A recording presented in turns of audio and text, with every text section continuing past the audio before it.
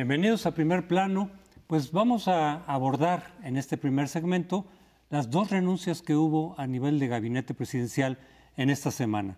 En primer lugar, la más sonora, la más llamativa fue la de Germán Martínez Cázares desde el Instituto Mexicano del Seguro Social, que renunció pues aduciendo en una larga carta de por qué renunciaba, cosa que además marca una diferencia respecto de las renuncias tradicionales, donde casi nunca se explicaban las razones. La gente podía especular qué es lo que había pasado, pero se decía por razones de salud, por razones personales.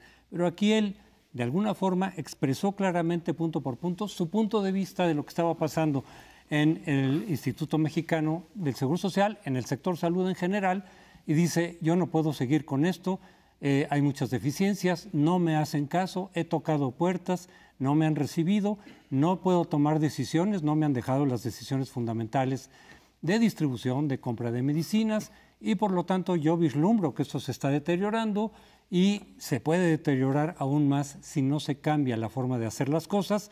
Por lo pronto, como no me hacen caso, yo me voy. Estoy resumiendo desde luego, hay varios otros puntos. Y por otro lado, en la Secretaría de Medio Ambiente renuncia Josefa González Galvez.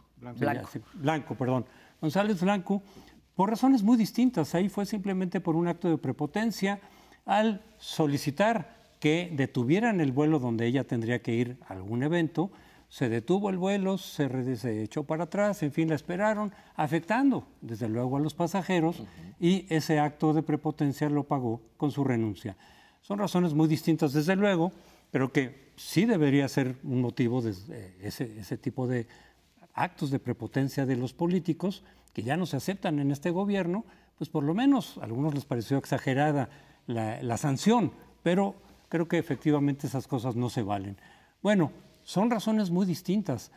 Lo de la salud, yo diría dos cosas. Por un lado, se había dicho que la forma de hacer los cortes que estaban más allá ya simplemente del gasto superfluo, estos recortes en toda la administración pública que había anunciado desde hace mucho tiempo López Obrador, esta cuestión de la austeridad, siempre decían, oye, lo tienes que hacer con cuidado, tienes que ver qué partes sí, qué partes no, y sobre todo quedarte nada más en la grasita, no tocar músculo porque entonces vas a afectar la eficacia de las instituciones respectivas. Aquí de alguna forma se comprueba, desde la perspectiva por lo menos de Germán Martínez, es decir, ya se está afectando, algo que ya se sabía desde afuera. Pero aquí lo importante fue que te lo digan desde adentro. Se está afectando el servicio. A mucha gente ya no le podemos llegar adecuadamente y atender adecuadamente medicinas, lo cual yo con eso termino mi intervención. No es que no estuviera pasando, porque es que eso ya estaba pasando desde antes. Sí, pero ahora con la forma de hacer las cosas se está agravando, por lo menos desde la perspectiva que nos presentó Germán Martínez. Yo agregaría a esta lectura que haces de la carta, en el caso de la renuncia de Germán Martínez, esto que nos recordaba el otro día en una editorial, Héctor Aguilar Camín, que la palabra no es de él, es de Felipe González, el presidente español, lo que se dio en llamar el austericidio, ¿sí? Es llevar la austeridad, la política de austeridad, a unos límites que otros dicen, en vez de que con bisturí se hizo con machete, los recursos públicos, ¿no? Los machetazos.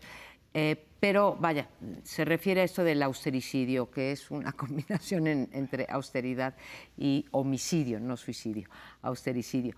Y tiene que ver esto con la carta, pero creo que en la carta hay muchas más señales políticas, señales que desde luego no tienen por qué haberle gustado al presidente de la República, aunque Germán Martínez cuidó de no culpar al presidente, sino de culpar al secretario de Hacienda. Difícil, porque ese es un gobierno pues con mucha concentración del poder, pero cuidó esa forma. Y los dos mensajes políticos que me parece que están clarísimamente en la carta, el primero es que se le pedía no solamente no se le daban los instrumentos para poder desempeñarse en su cargo, él ahí incluso dice en la carta textualmente, muchas veces se cuida el cargo y no el encargo, pero dice no veladamente, lo dice con todas sus letras, que se le pidió desviar recursos hacia fines distintos. Esos fines distintos pues eran fundamentalmente para la política energética del presidente. Esto último no está en la carta, nada más dice para fines distintos. Y Otra más que atañe a un problema que ya hemos venido viendo hace tiempo, que es el de los famosos superdelegados, en donde pues, se le pide desde Hacienda que, a pesar de que es un órgano semiautónomo, el Instituto Mexicano del Seguro Social, que tiene una reglamentación interna y tiene un consejo de administración, se le impide a él que nombre a sus delegados, y estos serán, las funciones que cumplían serían asumidas por los superdelegados y no por delegados especializados del Seguro Social, que también es un golpe a parte del proyecto de esta administración, de forma tal que pues sí es dañina con respecto a la política de honestidad y a la política de austeridad y a la política anticorrupción de este gobierno. Bueno, yo no sé si estas dos renuncias tienen equivalencia, políticamente hablando, en el análisis político. La de Martínez es una renuncia de un hombre que ha sido y sigue siendo muy pragmático. No fue una renuncia sin red, cayó de nuevo en el Senado y fue negociada. Dijo, yo ya me voy, esto no lo puedo manejar bien y, señor, si usted quiere, yo me regreso al Senado de donde vengo y todos tranquilos. Al día siguiente se dio un abrazo con Martí Batres, que lo recibió, pero la renuncia tiene que ver con una forma de manejo del Seguro Social, a la que Martínez no está dispuesto a enfrentar, dadas las condiciones en las que se plantea la 4T para una política de austeridad, en donde tiene que haber recortes. Hay recortes más dudosos que otros. Algunos que son totalmente justificados son de una enorme cantidad de plazas, privilegios que el sindicato tenía, etcétera, que hay que eliminar porque no se puede dejar. Y esto no lo aguantó Martínez.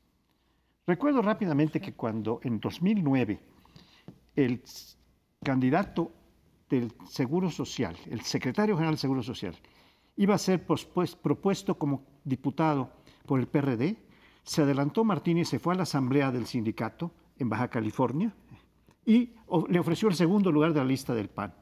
Es un hombre muy pragmático que ofrece muchas. Y ahora pues renuncia ante estas condiciones sin romper.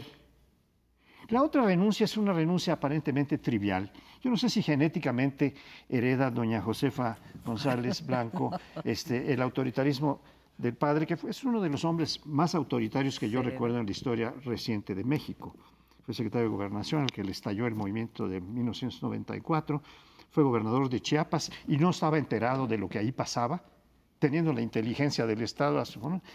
Bueno, esta señora reconoció su error y le dijo a López Obrador, oiga, yo le recomiendo que presente su renuncia. Son muy distintas.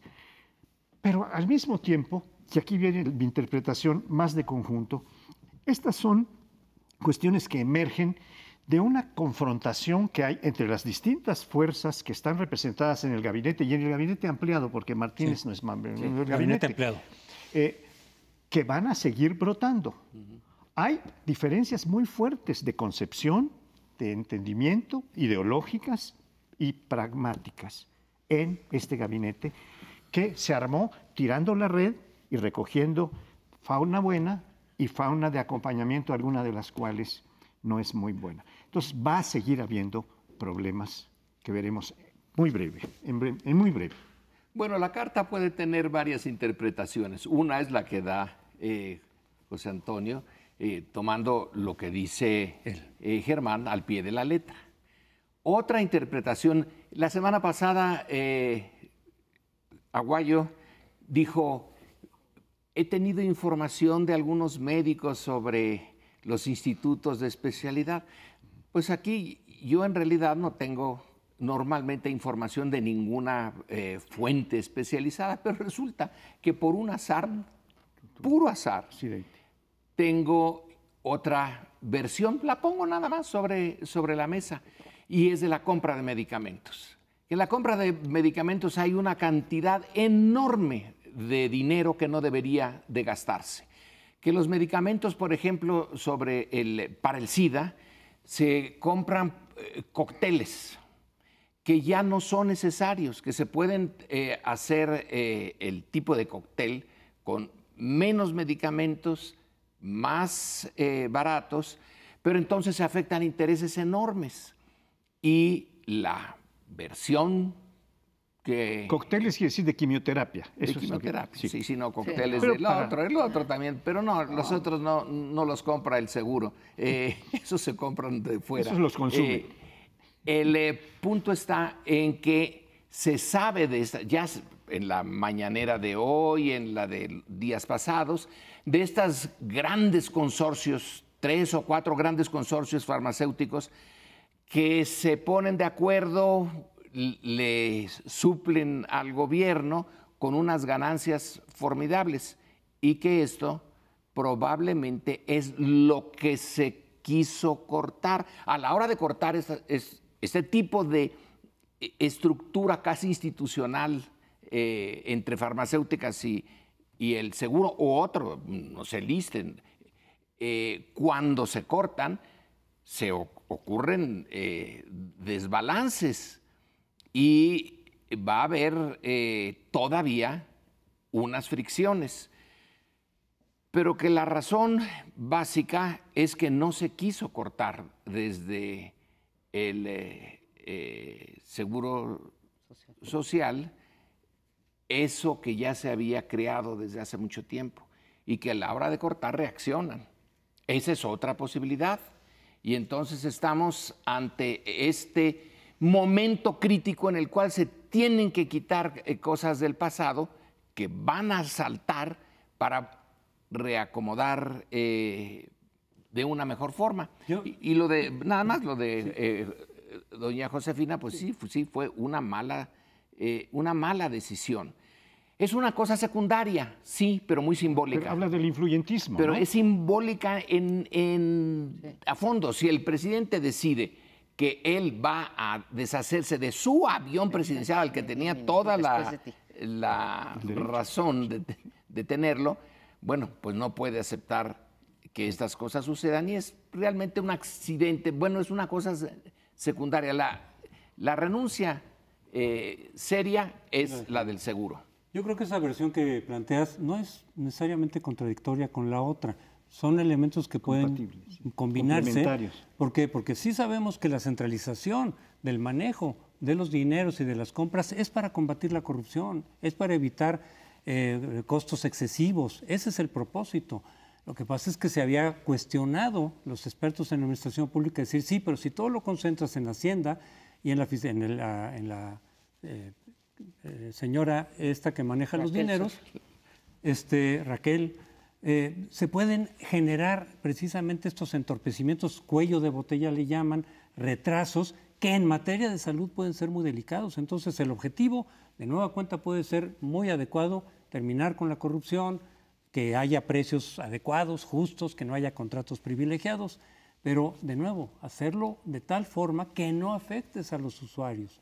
Entonces creo que en ese sentido pueden ser varias variables que se juntan, pero la responsabilidad, ¿en dónde estaría? Germán dice, a mí no me dejaron ni siquiera tomar decisiones, todo lo maneja Hacienda, ni siquiera me recibieron, pero he oído algunos, digamos, publicistas del obradorismo que dicen, toda la culpa de lo que ocurrió ahí, que sí hubo retrasos, que sí hay desabasto de medicinas, es de Germán Martínez. Él es el culpable por las decisiones que tuvo. Y él dice, a mí no me dejaron tomar decisiones.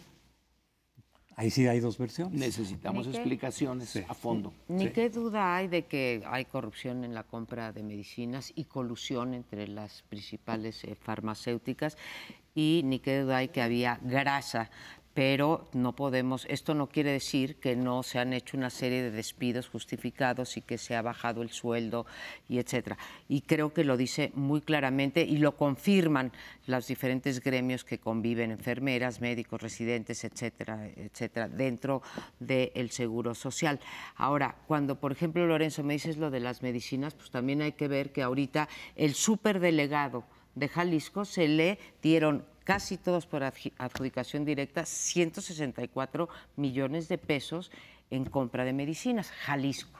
¿Sí? Entonces, como que no cuadran ahí las explicaciones. Pero se nos terminó el tiempo, nos vemos en el siguiente segmento.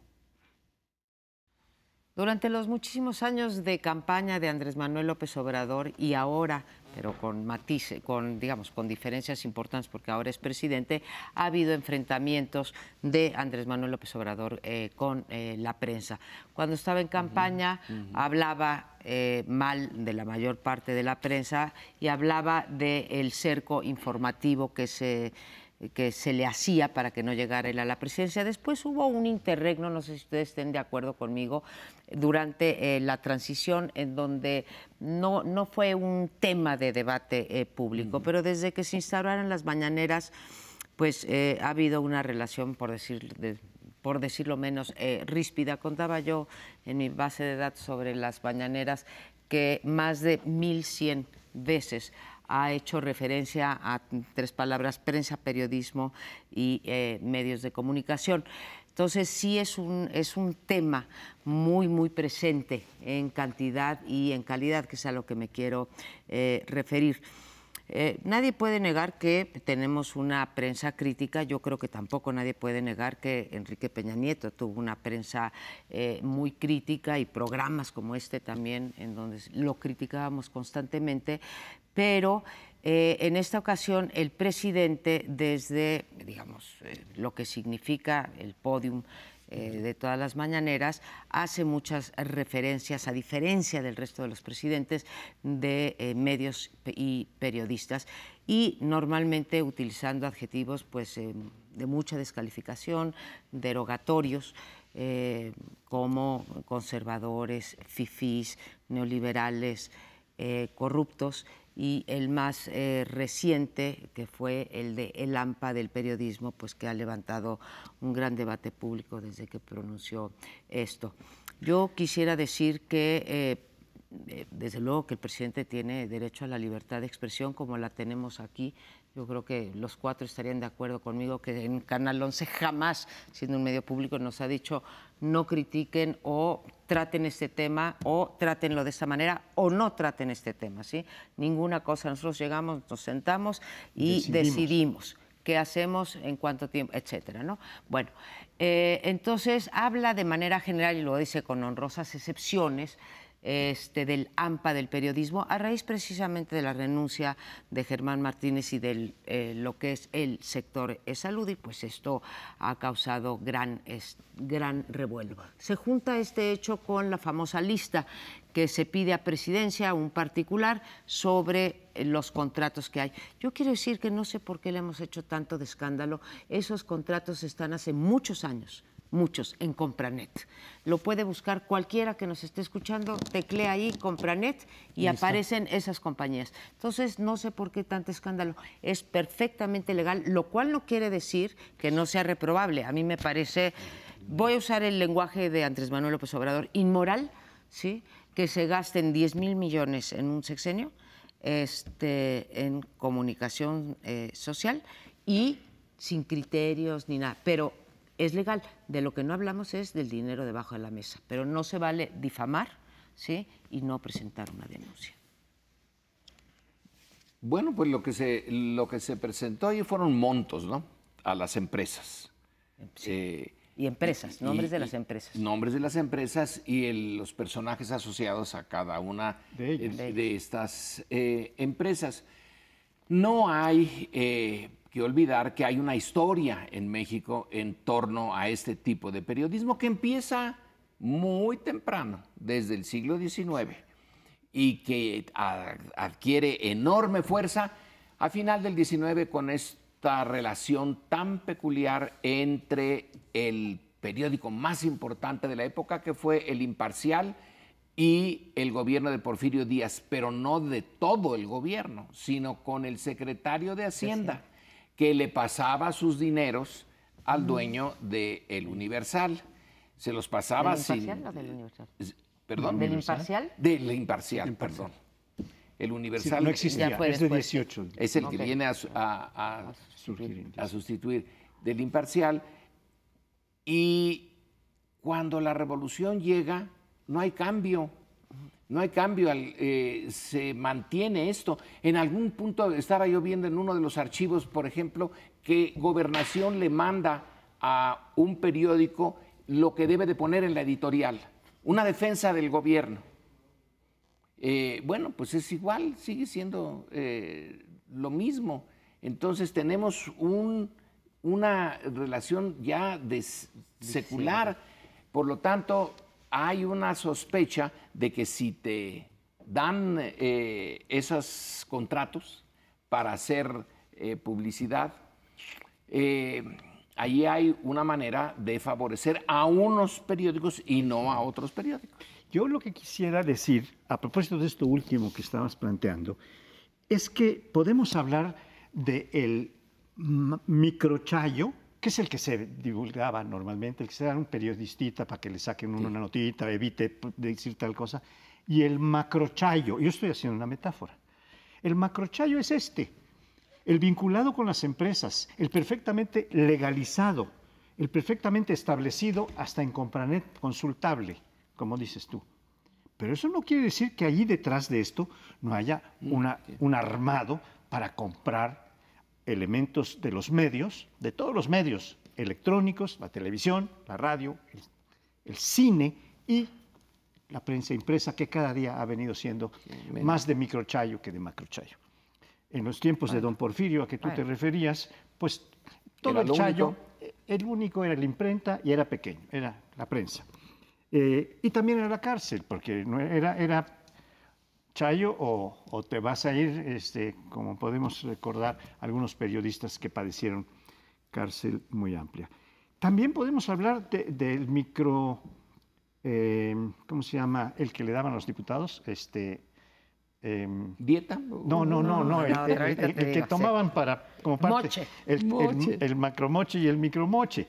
Pero de esto está llena la escena política de las instituciones públicas que otorgan contratos y que quieren una imagen limpia de gente que lo hace muy bien y para eso contrata la imagen que le dan los medios. Esto es lo que se está poniendo de manifiesto y esto es lo que hay que analizar y tratar de cortar por lo sano, hasta con sierra eléctrica, José Antonio. Sí.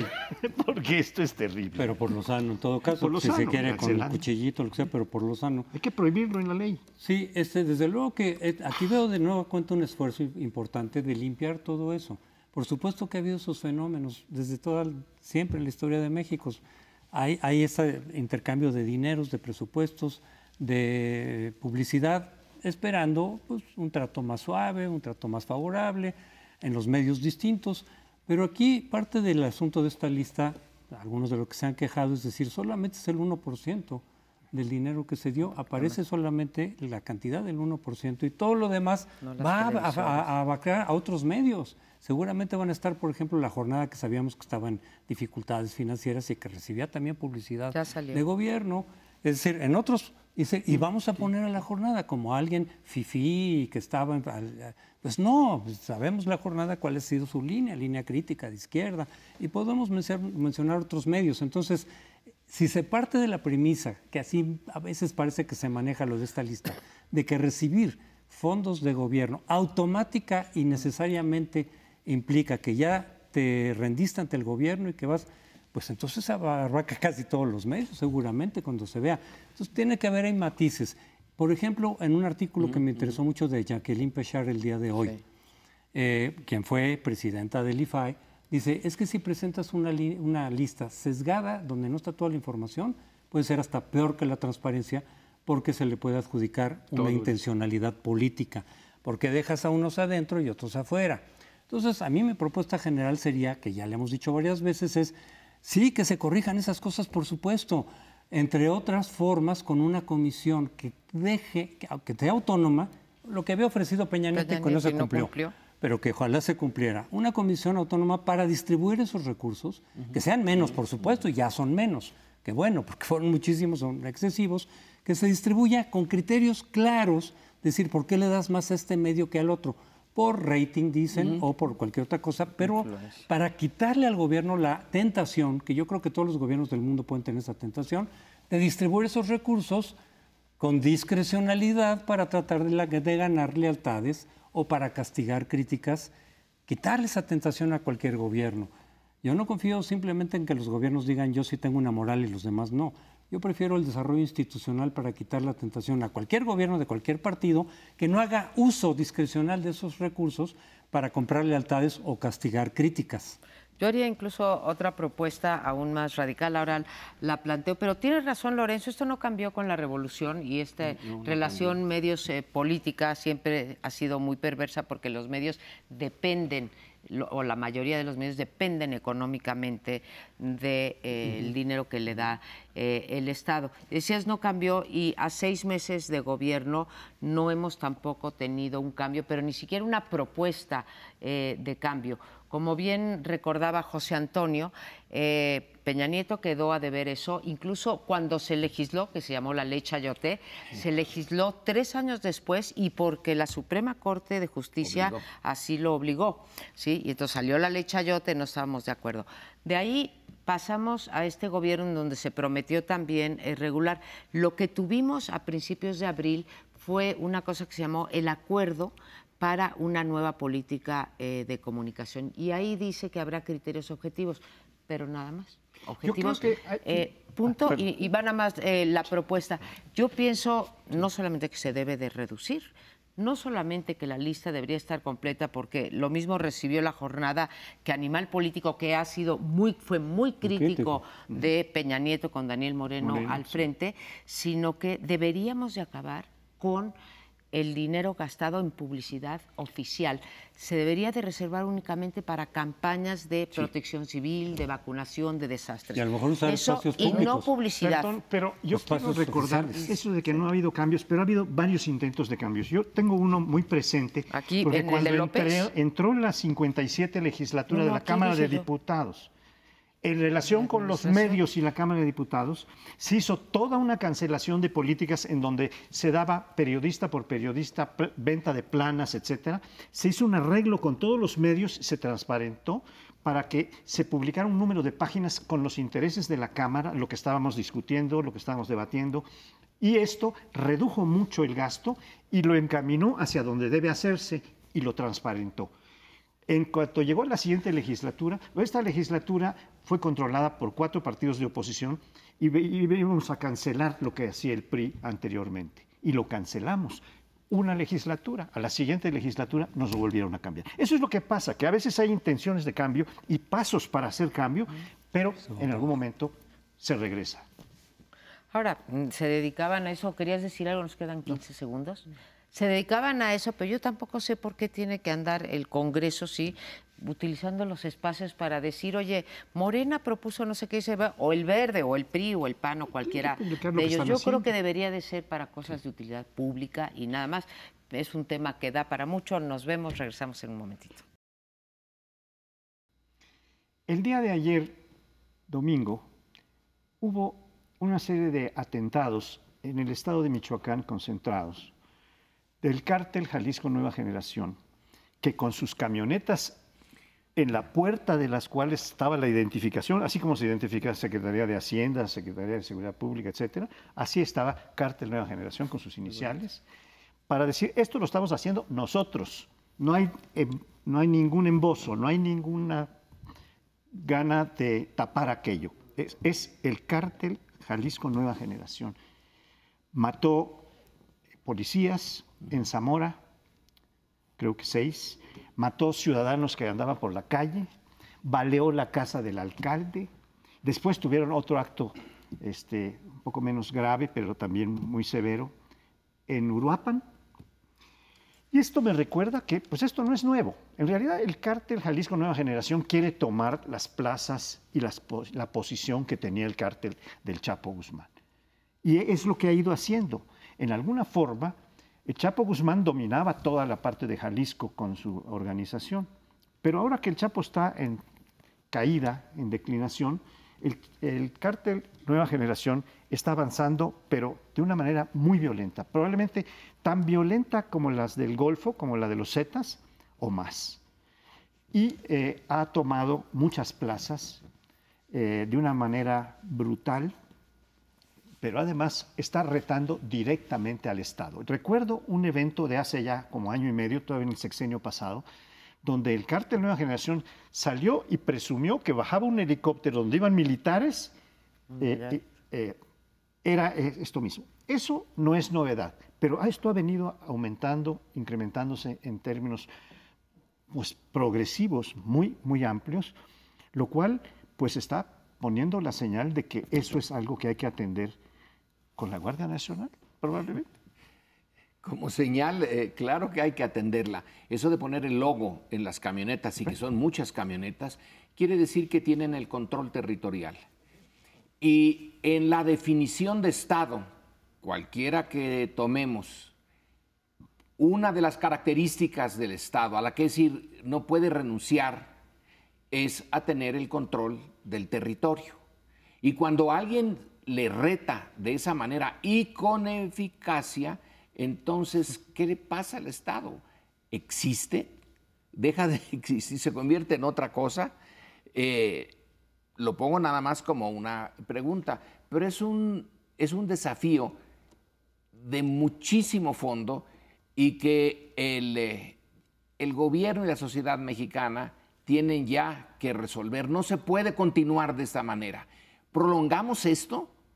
Otros 10, 20, 30 años en donde haya áreas que estén bajo el control de otra autoridad ilegítima, ilegal, y convivir con la legal, pues eso francamente no nos merecemos ni corresponde a la naturaleza de un Estado más o menos aceptable y bien definido. Por lo tanto, el reto es de ahora que viene la Guardia Nacional, es un reto de frente. O lo paran o se viene abajo la cuarta T, porque no pueden convivir las dos cosas en el mismo territorio. Independientemente de que haya heredado este problema o no, porque además sí lo heredó, Sí.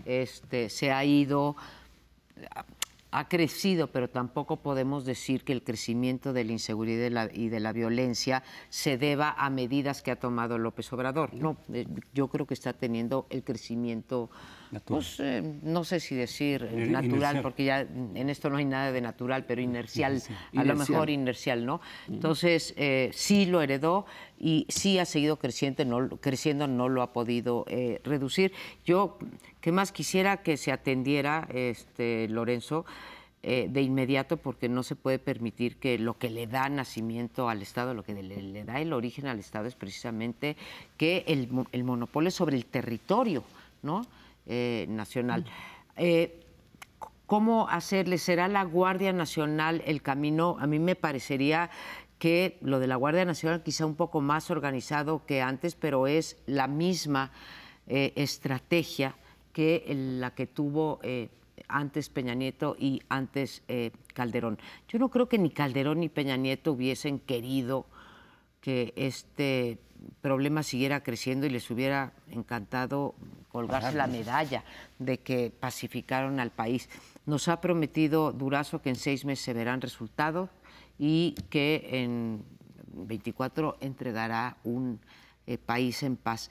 No se ven las medidas, no soy yo quien tendría que proponerlas, o sea, no sé de estas cosas, pero realmente están en una posición tremendamente difícil. Además, ha dicho claramente López Obrador, no sé si esto pueda ser una reacción, creo que exageraría si dijera que lo es, que él no va a combatir a las cabezas de los cárteles, ¿no?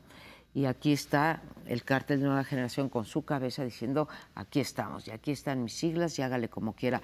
La única que veo es que se tomaran todas las alcaldías y poner al frente, pero tenemos una democracia, tener al frente de cada alcaldía, ¿sí? Ahí sí, una persona, no sé si de la Guardia Nacional, policías federales o qué, que pudiesen resistir, porque también, ¿cómo culpas a un presidente municipal, Lorenzo, que si te dicen, o te secuestro a tu hija o me entregas la... Pero Qué por eso difícil, se va a dividir ¿no? en las 266 regiones. en donde sería el equivalente a Sí. lo que tú estás diciendo. No serían alcaldías, pero son zonas geográficas delimitadas con un responsable de la Guardia Nacional. Ningún presidente se había hecho cargo día a día del problema de la seguridad. Es apenas el principio. El reto es enorme. Sí, esto que planteas así de la capacidad de enfrentar a los narcos o no, se ha vinculado con este tema de si hay Estado fallido o no. Se ha hablado muchas veces de que podría ser. Yo no creo que en México hayamos caído en estado fallido, pero sí regionalmente. Estado fallido es que de plano el Estado ya no puede con nada. Ya no, yo creo, pero sí a nivel regional se puede decir, oye, aquí ya lo rebasaron. Aquí ya también, aquí el Estado ni siquiera está presente. Aquí lo que hay de Estado está controlado por los narcos. Eso sí ha habido. Y aquí el reto, desde luego, para este gobierno es que con las nuevas estrategias, la Guardia Nacional, lo que tenga de distinto en su configuración, en su entrenamiento, con las otras políticas que ha establecido por ahí, que si las becas para quitar incentivos, pues a ver qué tanto funciona. Pero desde luego que el reto es muy fuerte.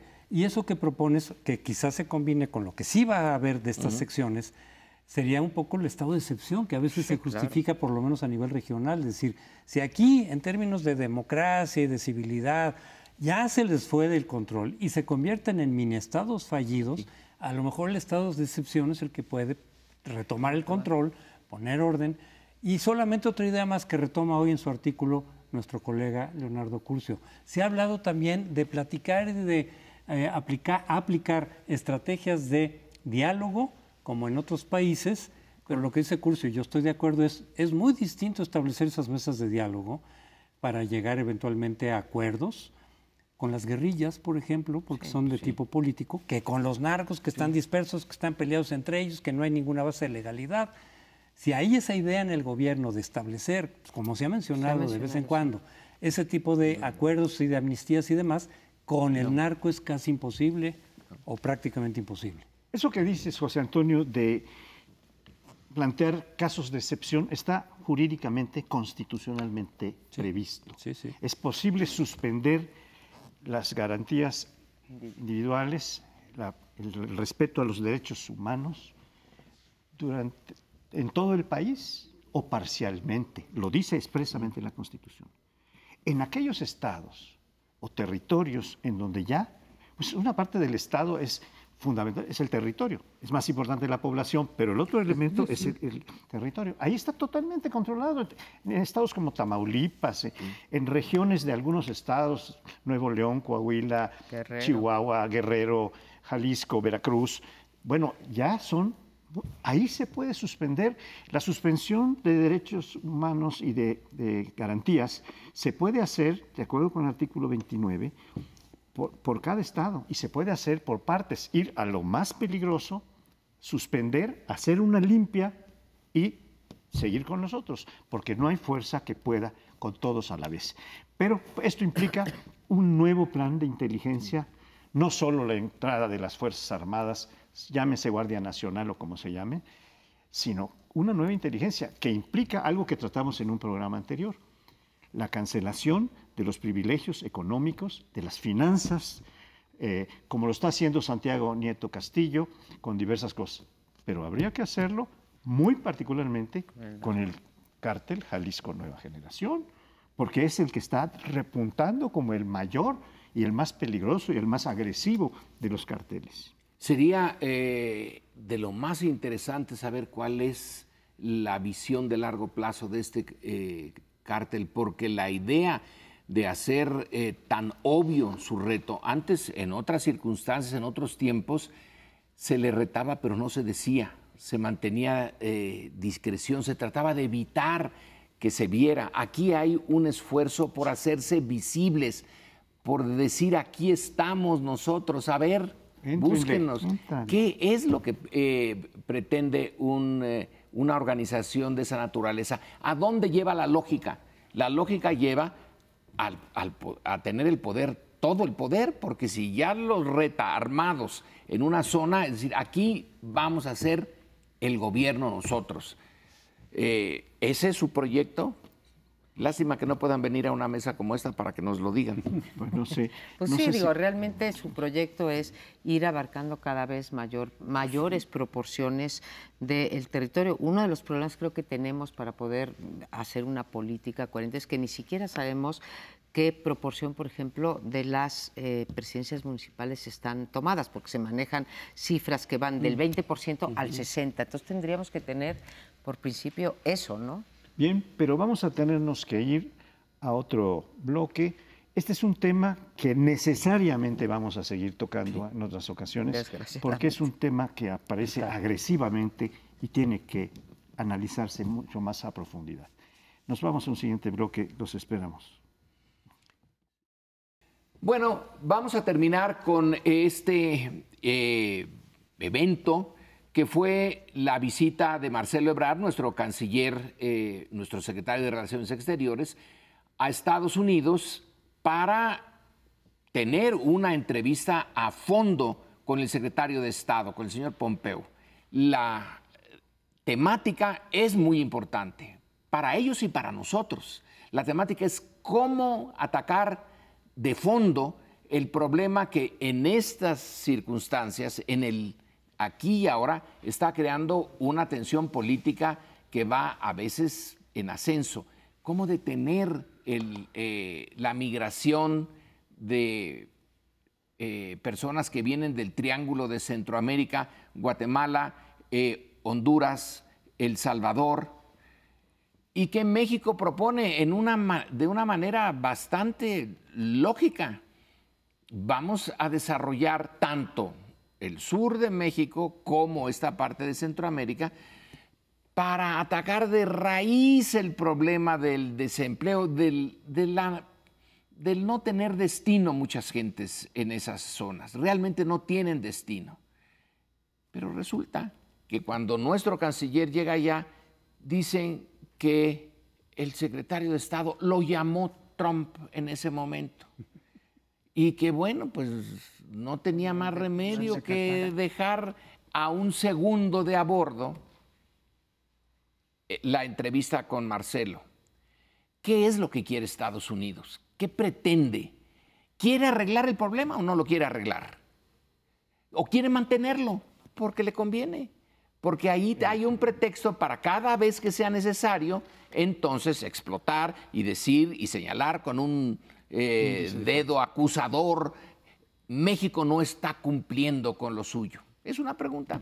Y ahora es más necesario que nunca que se acercan las elecciones, ¿no? Y que Trump pueda, digo, me imagino que era a lo que ibas y gentilmente nos dejaste el espacio, pero bueno, pues vienen las elecciones y el tema migratorio volverá a ser, nunca ha dejado, pero vaya, volverá a tomar realce y será un motivo de enfrentamiento, y pues yo creo que Trump sigue teniendo eso que se llama esa constituency, ese grupo de apoyo que está en contra de la migración, particularmente la migración mexicana y centroamericana.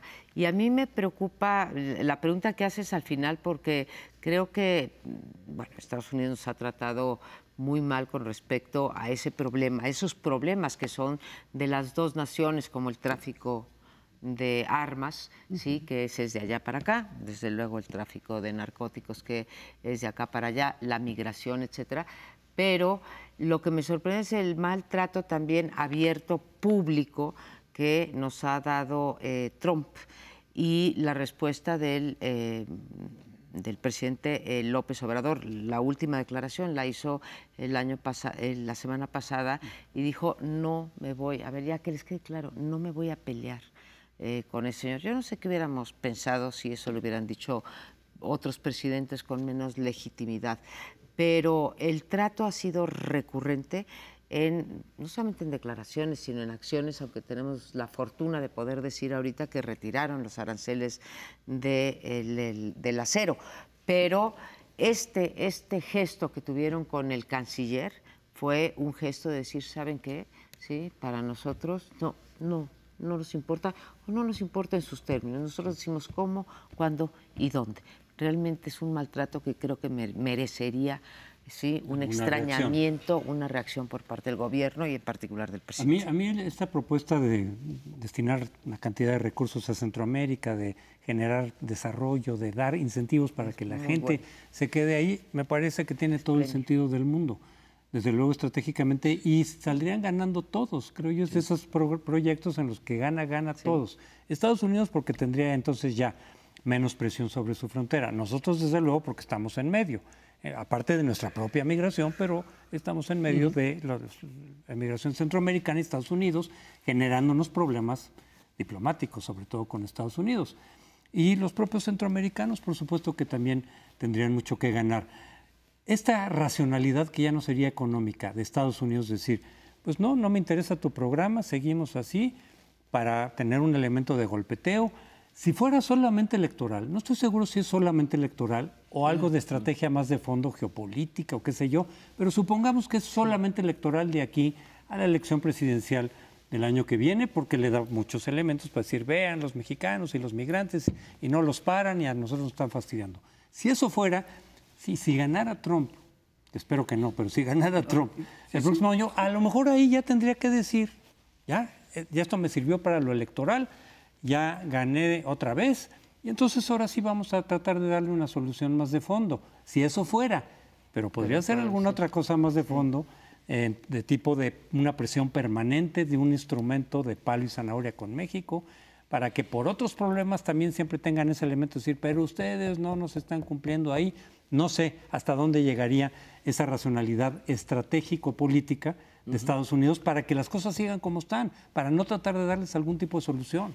Yo tengo la impresión de que, o la interpretación, si prefieren, de que esta no recepción del secretario de Estado Mike Pompeo a nuestro canciller es una forma de decir no vamos a atender la propuesta que usted nos trae, que ya sabían exactamente, la habían platicado con Kushner, aquí en México con López Obrador y el propio canciller, y la estaba llevando ya con detalles, que es la misma propuesta que hizo hace meses López Obrador, de decir, vamos a desatar un polo de desarrollo en toda el área del sur de nuestra frontera con Centroamérica para crear empleos. Esto va a costar alrededor de $30,000 millones. Vamos a participar los 3 países, yo los convoco a los 2, México pondría X, 10, 5, no me acuerdo cuántos. Este mismo proyecto es el que llevaba, pero para no darle la bofetada, decir no, pues lo recibe el segundo de a bordo del secretario de Estado, lo recibe Kushner, que es el principal asesor del presidente, con el que ya se había preplaticado esto, pero es una forma de decir, pues no, señores, eso que ustedes están diciendo es absolutamente imposible y no va. ¿Por qué? Porque Estados Unidos no está dispuesto a emprender un plan de rescate como el que ustedes proponen, del que ustedes se van a llevar toda la medalla. Nosotros tenemos mucho más elementos que derivar, no digo que los únicos, de la cuestión electoral. Mientras aquello se mantenga y él pueda seguir utilizando esto para traerse votos para el 2020, lo va a seguir haciendo. Esto es lo que pasó, me parece a mí. Hace 3 semanas aproximadamente, yo estaba asistiendo a varios seminarios donde se tratan problemas de la relación México-Estados Unidos. Llegó un investigador de Washington, muy importante, que analiza la política de Trump. Y yo le planteé esto, ¿qué viabilidad le ve usted a esto? Hace como un mes aproximadamente.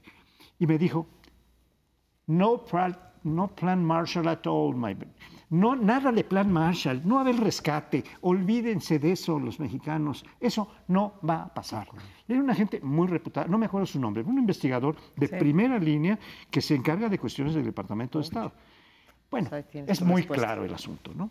Nos quieren decir no a su plan, pero amablemente, no, pues no puede ahora, tiene...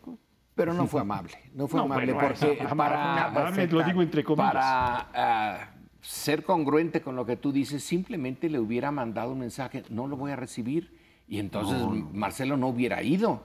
Esto tiene varias cosas. Sí, ven, y en el momento en que llegues, te digo no. Es una rudeza innecesaria, no era necesario hacerlo así. Imaginémonos al contrario, que se tenga programada una entrevista con Pompeo aquí en la Ciudad de México, en la Cancillería, y cuando él llega, fíjese que le habló Andrés Manuel al canciller para tratar algo importante, pero aquí está el otro señor, y puede usted hablar, aquí no hay el equivalente al yerno de Trump, y con él sí puede hablar. No era necesario. Es decir, esto es hacer las cosas más difíciles de lo que ya son. Y aquí sí se ve la enorme influencia de la diferencia de poder. Porque hay unos que dicen, pues debíamos de responderles con la misma moneda, pero no tenemos el mismo poder. Nos dijeron, ya lo del aluminio y el acero, miren, ya ganaron. Pero ahora les vamos a dar esta pequeña bofetada para que una cachetadita. Esa cachetadita para que mis bases sigan viendo que yo los maltrato. Bueno, Y además en el caso del acero también estaba Canadá, y que es otro país que también está unos escaloncitos arriba y por Pero eso le han también dado lo también unas ganamos. cachetadas a Canadá, por eso que- también ganamos la del acero, no fue solo. Creo que tienes razón y lo más razonable es lo que está planteando Andrés Manuel López Obrador. Por una parte, ya si no un plan Marshall tipo la Unión Europea cuando entraron Portugal y España, que es Reconstruir la un poco Europa. lo mismo, ¿sí? Los recursos, y por otro lado, nosotros también, el desarrollo del sureste, ¿para qué? Pues para que nosotros, si bien no alcanza para todos los centroamericanos, sí para que deje de seguir el flujo migratorio, ¿no? Y creo que es la única manera que hay para Pero frenar. para eso Estados Unidos tendría que tener un estadista en el sentido pleno del... Y no está. Nos tenemos que ir. La semana entrante tenemos otra cita con ustedes aquí. No se les olvide. Buenas noches.